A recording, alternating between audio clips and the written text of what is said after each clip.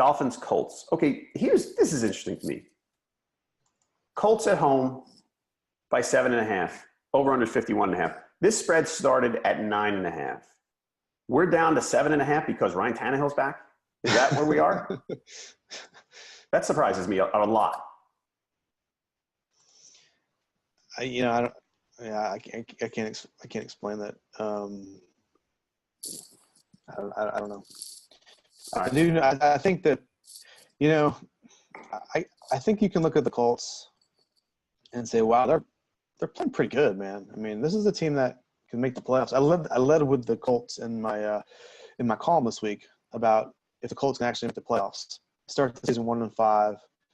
Coming into the season, people worried about Andrew Luck and whether or not he's going to kind of be that elite quarterback that we've seen so much from him.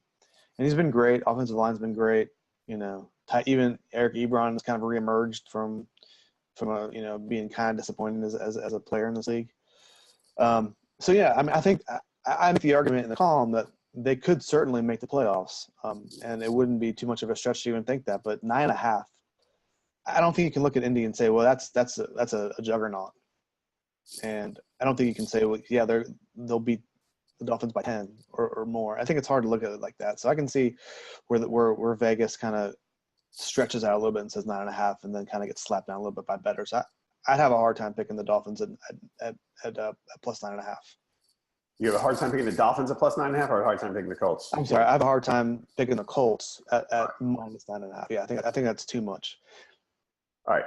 I'm going with the Dolphins anyway. I mean, even at 7.5, I'm picking the Dolphins. Even a touchdown or more, even a touchdown and a half is a little.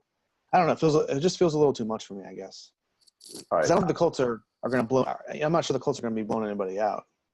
I feel the opposite of you in this game, like completely diametrically opposite. I mean, Andrew Luck hasn't gotten sacked. The Colts they're good.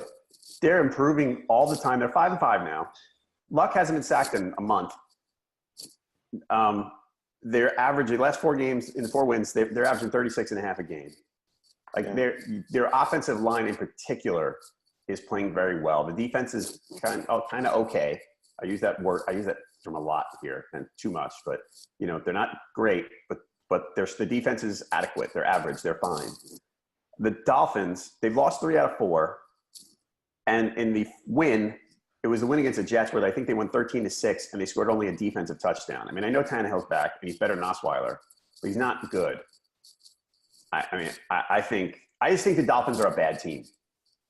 And I think the Colts are at the point where they're maybe slightly above average.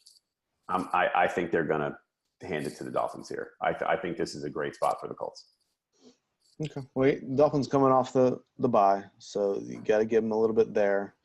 Tannehill hasn't been very good, but he hasn't been awful either this year. Right. I don't know.